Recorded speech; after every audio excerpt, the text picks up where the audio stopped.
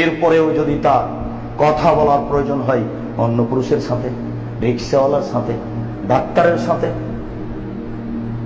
Office আদালতে, তাহলে তখন আল্লাহ তাআলা বলছেন ওয়াইদা সাআলতুমুহুন্না মাতান ফাসআলুহুন্না মিন ওরাই হিজাব যালিকুম আতহারু লিকুলুবিকুম ওয়া কুলুবিহিন্না।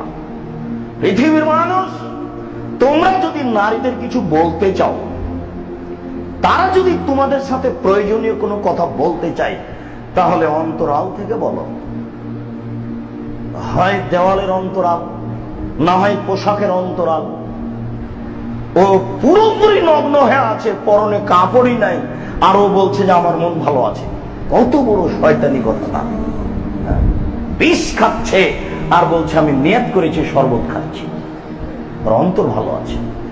বলছে ও বোরকা পরে আর অন্যায় করে, ও কি ভালো? আমি ভালো। আরে বেহায়া, তুমি কি করে ভালো? আশ্চর্য!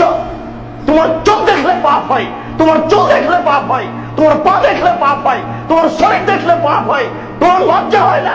অশিক্ষিত হয়ে তুমি নিজেকে কি করে ভালো ভালো বলো যে আমি ভালো? তার চেয়ে তোমার বিদ্যা নেই, তোমার বুদ্ধি নেই, তোমার বোধগম্য নেই, তোমার হিতাহিত জ্ঞান নেই, তুমি মানুষ নও, তুমি নিজেকে উঠো না, নিজেকে নগ্ন করে অপরের চেয়ে ভালো বলো কি করে?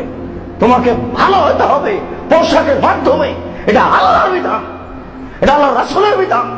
তুমি আল্লাহর বিধানকে উপেক্ষা করে তুমি নিজেকে বলো আমি ভালো, এটা অসম্ভব, হতে পারে না। তুমি এই একটা ডেঙে পড়ে আছো জেনার জগতে, আর তুমি নিজেকে ভালো বলো, এটা তুমি কোথায় পেয়েছো? তুমি ধর্মকে মজাক করো।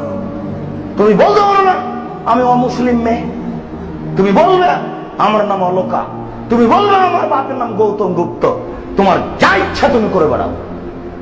তুমি নিজেকে বলো মুসলিম মেয়ে, আবার তুমি কথা বলো যে বোরকা পরে অন্যায় করে আমি ভালো আছি। হিজাব পেয়েছো কি তুমি? ইসলামিক পোশাক পরেই তোমাকে ভালো হতে হবে, পৃথিবীতে বিকল্প কোনো পথ নেই। এটা আল্লাহ বলে দিয়েছেন। আল্লাহ বলেছেন এই পোশাকেই তাকে ভালো হতে হবে, এই পোশাক থাকলেই তার উপরে কটু মন্তব্য করা হবে না। তুমি আল্লাহর বিধানকে উপেক্ষা করে নিজেকে মাথাপরি দেখাচ্ছ।